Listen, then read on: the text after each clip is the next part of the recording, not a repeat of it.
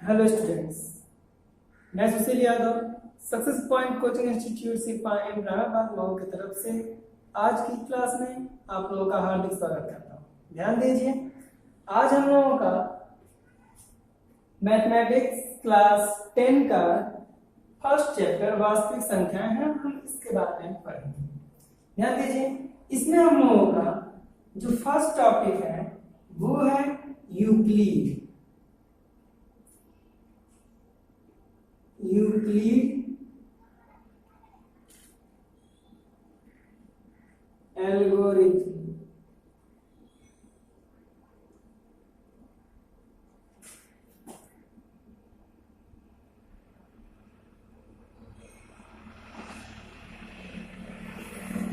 Euclid algorithm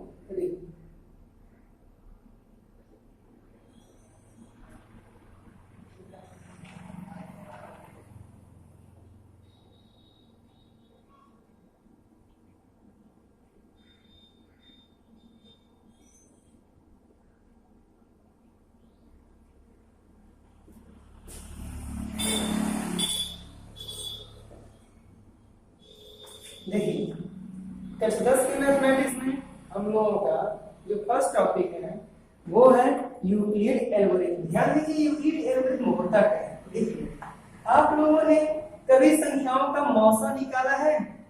मौसा आप लोग जानते हैं, लौसा मौसा पढ़े होंगे। उसमें आप लोगों ने मौसा तो निकाला होगा संख्याओं का। जो यूक्लिड है ये भी एक नियम है, एक पद्धति है जिसके जरिए हम लोग संख्याओं के बीच मौसा निकालते हैं। ठीक है, उसको हम लोग इंग्लिश में मौसा को HCF यानी हाईएस्ट कॉमन फैक्टर बोलते हैं। यूक्लिड के नियम से ही हम लोग, इसके नियम से भी हम लोग मौसा ही निकाला करते हैं संख्याओं का। अब ध्यान दीजिए, इसका नियम क्या है। इसमें कुछ खास नहीं, इसका मुख्य नियम ये है कि यदि दो संख्याएं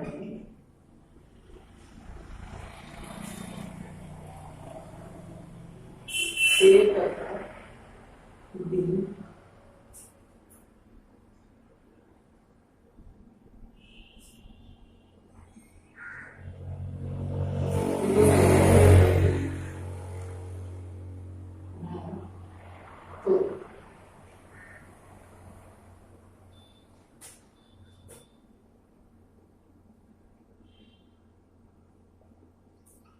यूक्लिड विभाजन प्रमेय के अनुसार, यूक्लिड विभाजन प्रमेय के अनुसार इसमें ये नियम है कि A बराबर BQ प्लस R। ये हम लोगों का एक नियम दिया गया है। यूक्लिड जो है उन्होंने एक नियम दिया, A बराबर BQ प्लस R, जहाँ A और B, यहाँ B क्रॉस कर दीजिए।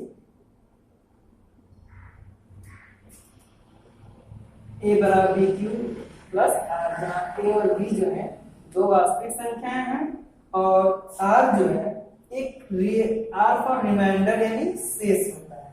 देखिए, आप लोगों ने इससे पहले क्या किया था कि जब दो संख्याओं का मौसा निकालते थे तो भाग देश, जैसे मान लीजिए 12 और 40 का मौसा निकालना है, तो यहाँ पे इन दोनों में जो हम लोग संख्या बड़ी होती थी उसको अंदर और जो छोटी होती थी उसको बाहर करके भाग विधि से इसका मौसा भी निकाला करते थे। जैसे यहाँ पे कितना बन जाएगा, 12 36, 12 48, 12 यहाँ 36, हटाएंगे तो 4 इस 4 बचा ना।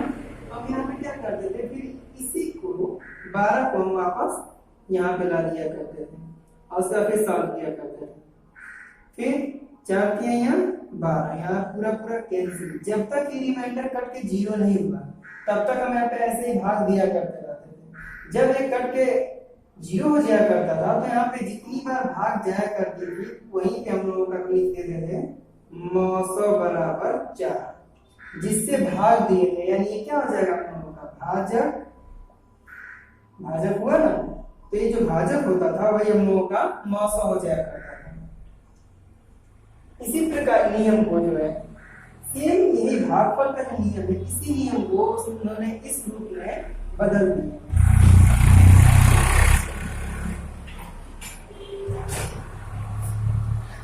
इस नियम के अनुसार a बराबर b प्लस r, ध्यान दीजिए जब हम ऐसे भाग करते हैं तो इन दोनों में संख्या बड़ी होती है, a और b जो दो संख्याएं मानी गई हैं उसमें जो संख्या बड़ी होती है उसको अंदर, आज मान लीजिए हम लोग ये छोटी है और ये बड़ी है तो इसको बाहर कर दिया करते हैं। अब यहाँ से इसमें भाग देंगे किसी संख्या से तो यहाँ पे कुछ भागफल पाएगा 28, जिसको हम लोग 2 से डिनोट करते हैं, और यहाँ पे लास्ट में कोई शेष भी बच जाएगा, इसे हम लोग r से डिनोट करते हैं। और अगर बाई चांस हम लोग की यहाँ संख्या नहीं होती थी तो हम लोग क्या करते हैं, इस भाजक का भागफल में गुणा करते हैं और इस शेषफल को इसमें प्लस कर दिया करते हैं, यानी जोड़ देते हैं, तब हम लोगों का यहाँ की संख्या नीचे आ जाती है। आपने पढ़ा है भाज्य बराबर भाजक गुणे भागफल प्लस शेषफल, ये क्लास 8 में आप लोगों ने पढ़ा होगा, भाज्य बराबर भाजक गुणे भागफल प्लस शेषफल। तो इसी का यूज किया गया यहाँ पे, भाजक को अगर हम a मान लें जो अंदर वाली संख्या है और भाजक को b मान लें तो भागफल क्या मिलेगा q, प्लस यहाँ पे रिमाइंडर हो जाएगा r। इसी नियम को जो है यूक्लिड के रूप में बदल दिया गया था।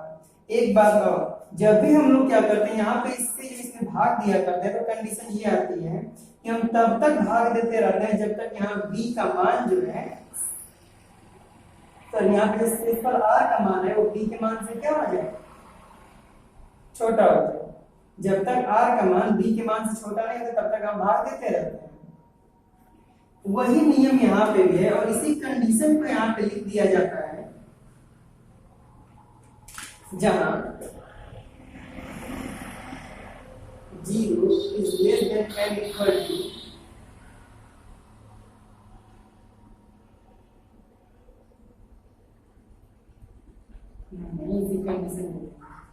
जहां 0 is less than equal to r is less than b,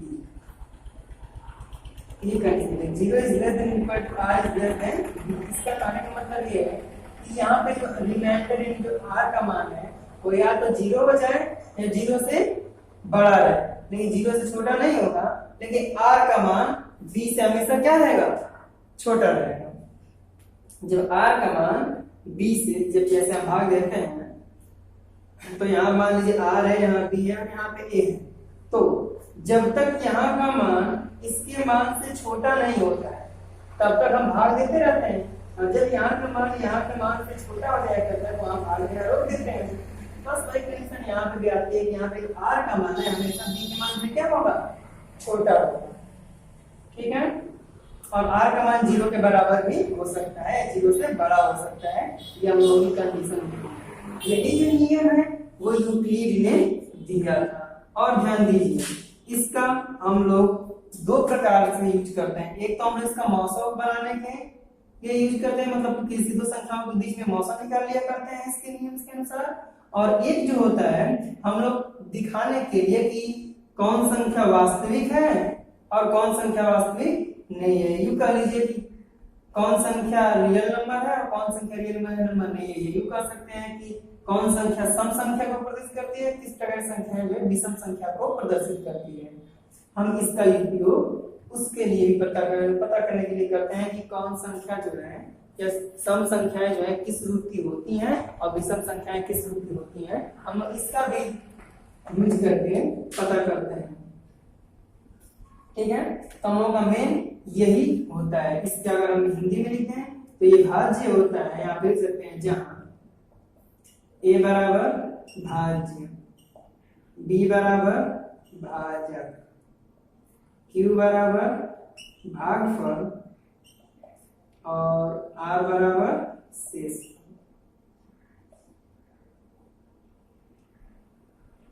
हम लोगों का ये क्वांटिटी जो है ये कितनी होती है, ठीक है। अगर इसको हम विस्तार रूप में लिखें तो हम इसको कुछ इस प्रकार से भी लिख सकते हैं, भाज्य बराबर भाजक गुणे भागफल प्लस शेष। हम लोगों का ये जो है नियम होता है यूक्लिड का। आईसी के उपयोग के जरिए हम संख्याओं के बीच में मौसा निकालते हैं। इसको मिटा दें। अब हम बात करेंगे कुछ उदाहरणों के बारे में कि हाँ इसके हम किस प्रोसेस के अनुसार मौसा निकालते हैं।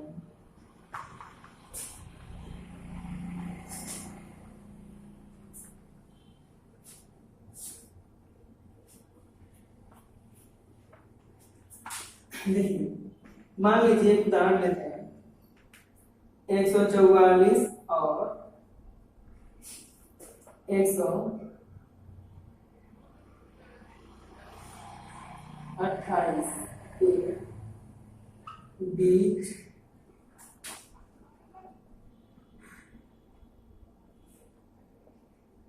मौसम ज्ञात कीजिए। 144 और 128 के बीच मौसम ज्ञात कीजिए। तो देखिए इसमें हम लोग सबसे पहले भाग विधि के नियम के अनुसार हम लोग नहीं करेंगे, यहाँ पे हम लोग यूक्लिड के नियम के अनुसार करेंगे क्योंकि हम लोग यहाँ पे यूक्लिड का नियम पढ़ रहे हैं। तो चूंकि हमें यहाँ पे मिल गए 144 और 128 दो संख्याएं मिल गई। हम जानते हैं कि a बराबर BQ प्लस R में a और b हमें केवल दो ही चीजों की आवश्यकता है, क्योंकि जब भी हम किसी संख्या का भाग देंगे तो a और b तभी हम भाग देंगे तो हमें q भी मिलता है और लास्ट में रिमाइंडर r भी बचता है। तो हमें केवल दो ही संख्याओं की आवश्यकता है। तो यहाँ पे इसके लिए हम लोगों को दो संख्याएं मालूम होनी चाहिए जो हमने प्राप्त कर ली। हम जानते हैं कि भाग देते वक्त बड़ी संख्या अंदर होती है, छोटी संख्या बाहर होती है। तो इसमें जो संख्या इन दोनों में जो संख्या बड़ी होगी हम उसको a मान लेंगे और जो छोटी होगी उसको b मान लेंगे।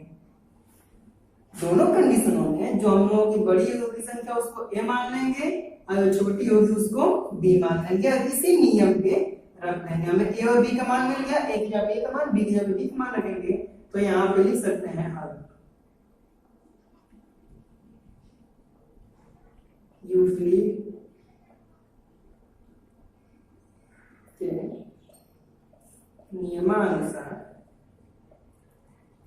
हम लिख सकते हैं यहाँ पे 144 बराबर 128 गुणे Q plus R।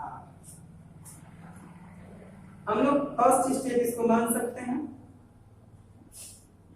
First step हम इसे मान सकते हैं, हमने इस फॉर्मूले पे रख दिया। अब हम यहाँ पे इसके आगे क्या करेंगे, देखिए जब हम भाग देते हैं 128 में 144 का, अगर मान लीजिए भाग ही देना है तो यहाँ पे क्या करते हैं कि यहाँ पे कोई ऐसी अपनी मर्जी से संख्या सोचते हैं कि यहाँ पे उसको रखा जाए तो जब इसका इसमें गुणा किया जाए तो या तो इसके बराबर हो जाए या इससे छोटा रहे, बट इससे अधिक नहीं होना चाहिए, इससे बड़ा नहीं बनना चाहिए। हम यहाँ पे कोई ऐसी संख्या रख के इसमें गुणा करते हैं ताकि या तो इसके बराबर हो जाए, इससे छोटा बट इससे बड़ा न हो। तो यहाँ पे 144 में हम 2 से कर देंगे तो 288 हो जाएगा। 144 में अगर 2 से कर दें तो 288 हो जाएगा, जबकि यहाँ पे 128 ही है। तो हम यहाँ पे 2 बार 9 करके कितनी बार करेंगे, 1 बार करेंगे। तो यहाँ पे हो जाएगा 144। ओ ये तो उल्टा हो गया, 128 और 144। जब यहाँ पे हम 1 बार करेंगे तो यहाँ मिल जाएगा 128, घटा देंगे। जब इससे कैरी लेंगे तो 14 हो जाएगा, 14 में से 8 जा 6,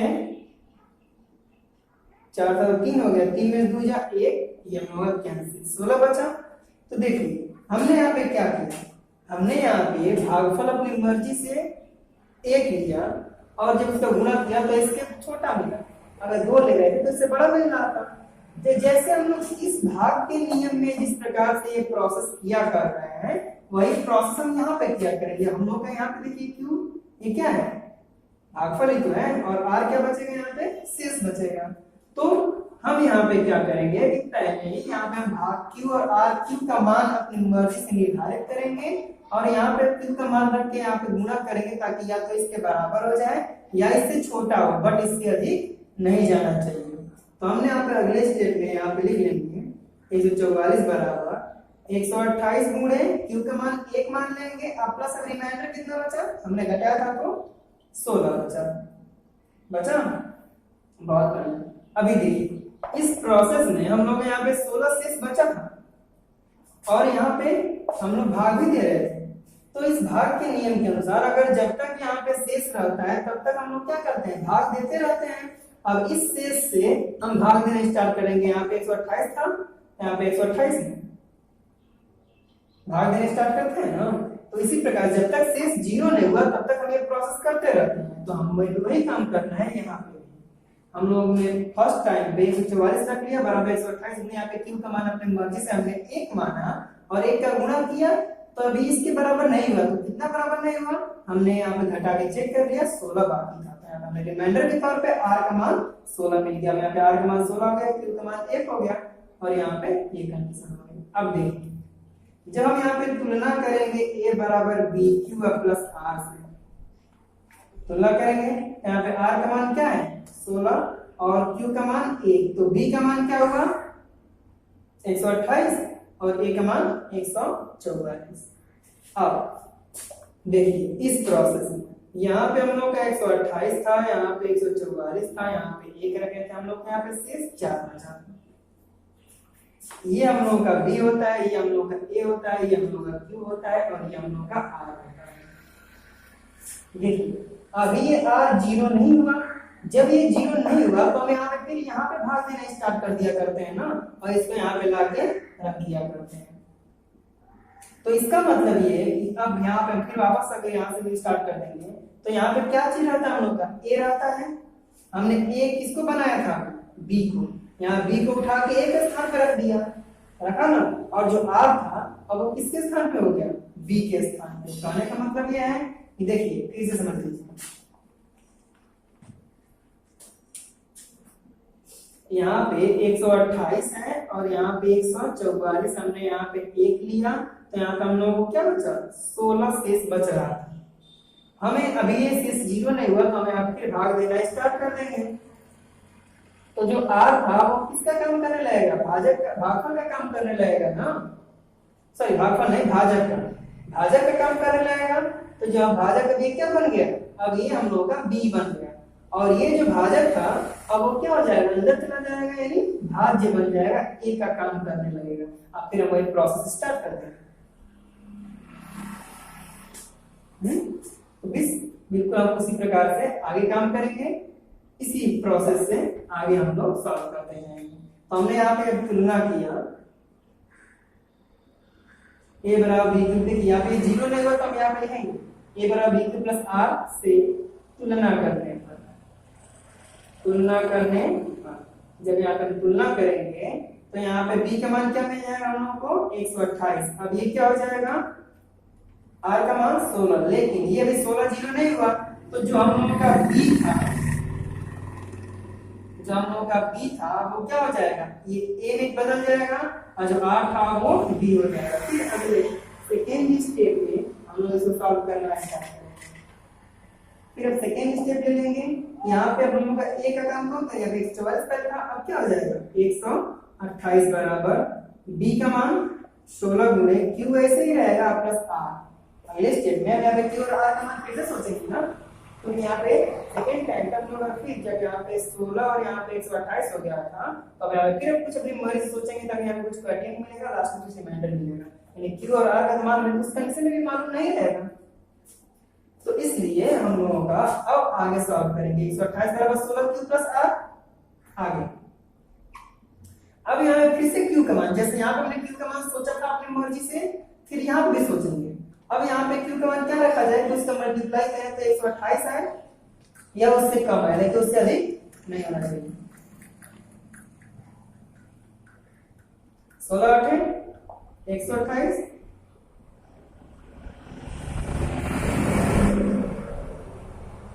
16 8 128। देखिए अगर यहाँ पे हम Q का मान 8 रख रहे हैं और 16 में गुना करें तो 128 के बराबर हो जाया करना है, तब हम लोग को शेष पर कुछ नहीं बचेगा। यानी यहाँ पे 128 बराबर हो जाएगा 16 गुणे 8 प्लस 0।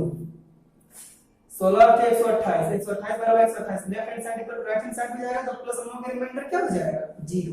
अब फिर हम यहाँ पे जब a बराबर b गुणे q प्लस r से तुलना करेंगे,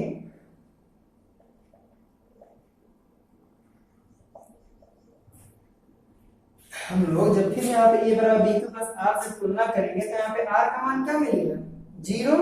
जब r का मान 0 हो जाता है, हम लोग इस भाग के प्रोसेस में भी जब यहाँ पे r का मान 0 हो जाया करता है तो हम बता दिया करते हैं कि यहाँ पे जो b का मान है वही हम लोगों का मौसम है।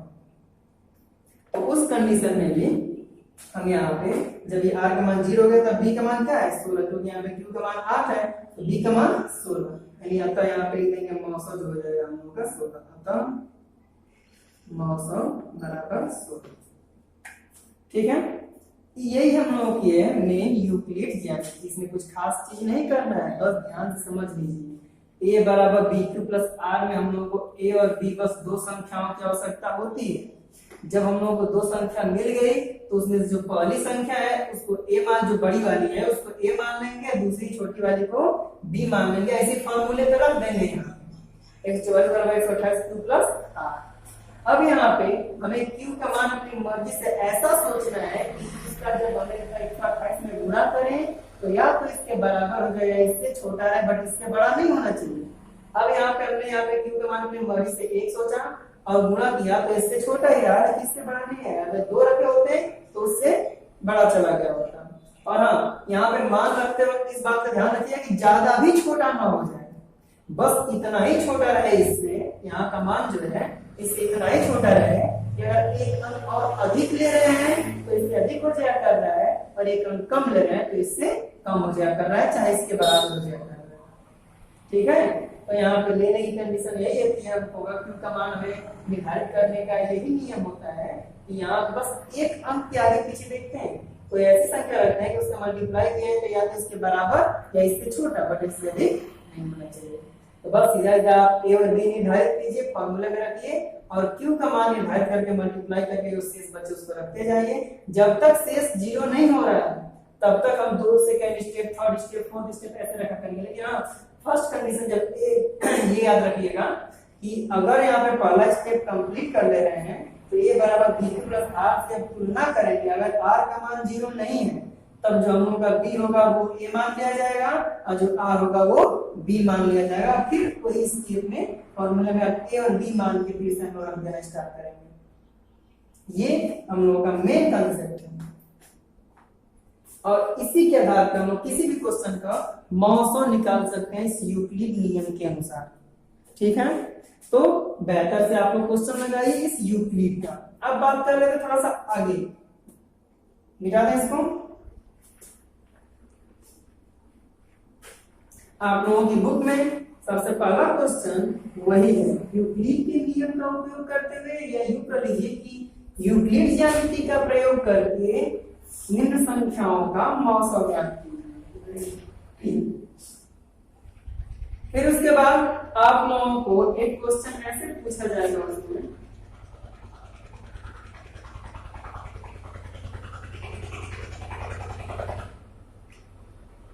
सिद्ध कीजिए कि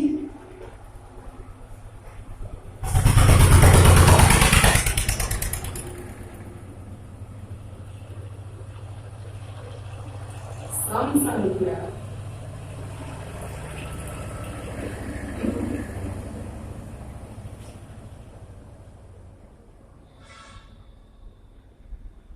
two cube plus 2 cube plus 4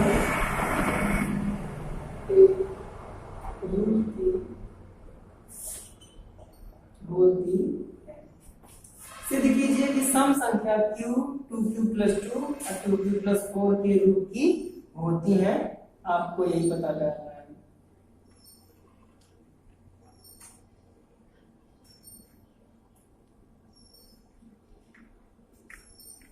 ठीक है, यहाँ पे हमें इस प्रकार की संख्याओं को प्रूव करना है कि 2q लिख लीजिए यहाँ पे 2q 2q+2 के रूप की होती है। हमें ये प्रूफ करना है संख्याओं को। आप लोगों को उसमें से एक इस टाइप का क्वेश्चन पूछा जाएगा। अब इसको हम लोग कैसे हल करेंगे? देखिए, हम जानते हैं कि अगर यहाँ पे मान लिया जाए हल करते वक्त, माना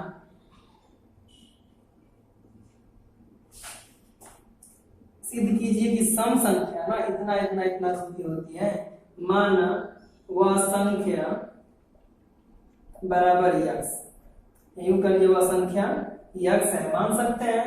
तो अगर यक्स है तो वह यक्स जो है वह 2q के रूप की भी होगी, यही यक्स 2q+2 के भी, यही यक्स 2q+4 के भी रूप की होगी। तो ये अगर हम इसको यक्स ना मान के अगर अभी ए माने होते इस कंडीशन में, पहली कंडीशन में यक्स बराबर जो 2q है, आप +0 लिख सकते हैं, इसमें 2q+0 लिख सकते हैं।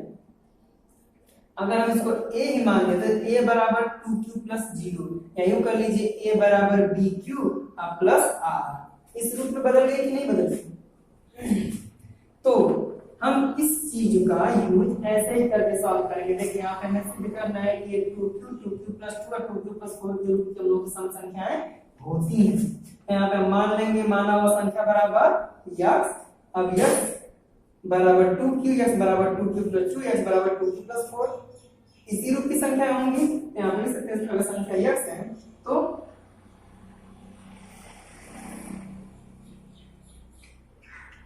निर्धारित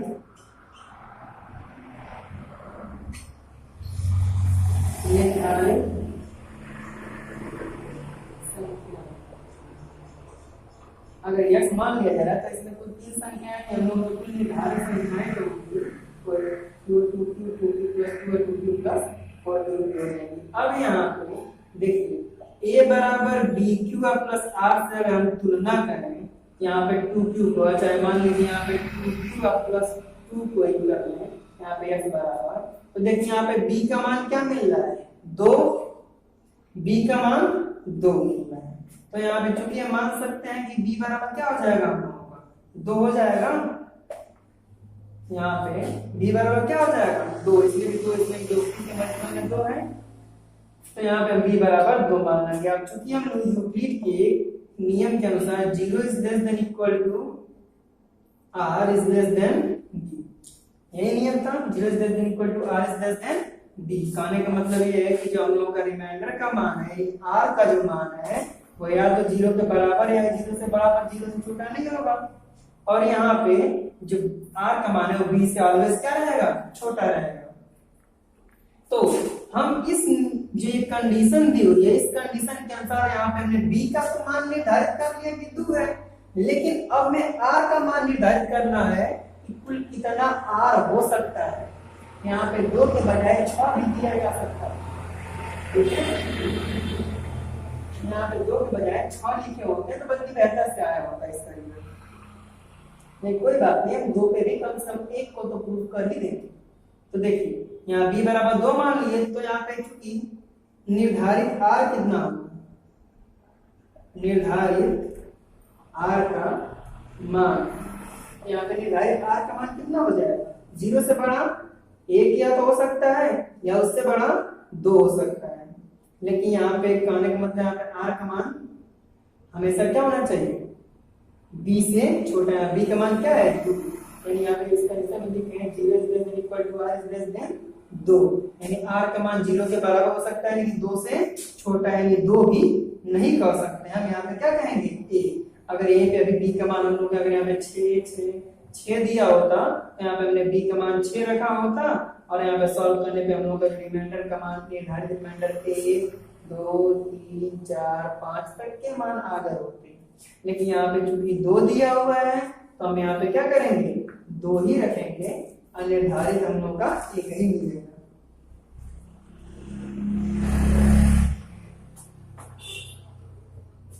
ठीक है, हम लोगों का यहाँ पे निर्धारित r का मान 1 ही मिलेगा।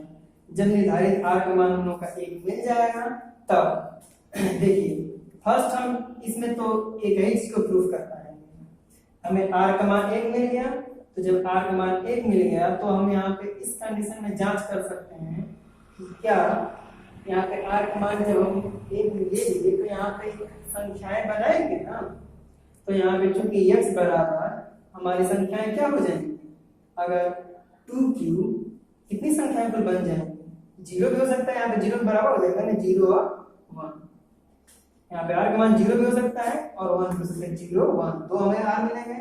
फर्स्ट कंडीशन 2q प्लस 0, एक ये संख्या बनेगी r रखने पे, सेकेंड x बराबर 2q प्लस 1 बनेगा, फिर एक x इक्वल टू 2q, नहीं सॉरी बस रिमाइंडर दो ही है, इतना ही बनेगा। अब निर्धारित कीजिए, इसको आगे हम सॉल्व करेंगे तो x बराबर क्या हो जाएगा, सीधा जा 2q, इसको अगर निर्धारित करेंगे तो आगे हम लोग का हो जाएगा x बराबर 2q प्लस 1, यही मिलेंगे।